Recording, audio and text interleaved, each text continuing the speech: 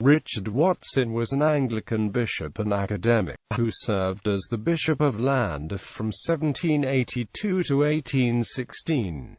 He wrote some notable political pamphlets. In theology, he belonged to an influential group of followers of Edmund Law that included also John Hay and William Paley.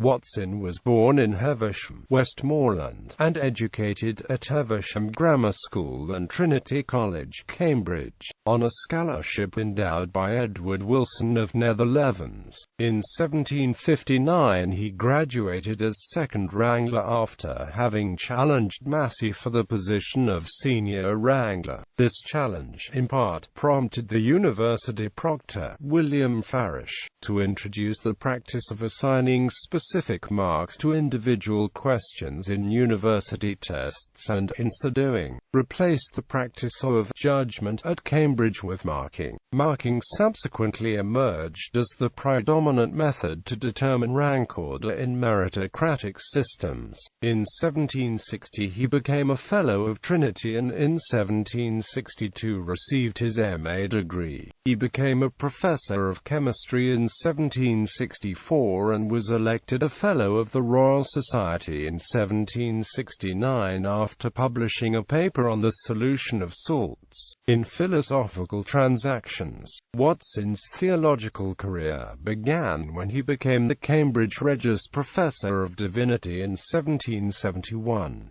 In 1773, he married Dorothy Wilson, daughter of Edward Wilson of Dalham Tower and a descendant of the eponymous benefactor who had endowed Watson's scholarship. In 1774, he took up the position of prebendary of Trinity College. He became Archdeacon of Ely and Rector of Northwold in 1779, leaving the Northwold post 2 years later to become Rector of Natoft. In 1782, he left all his previous appointments to take up the post of Bishop of Llandaff, which he held until his death in 1816.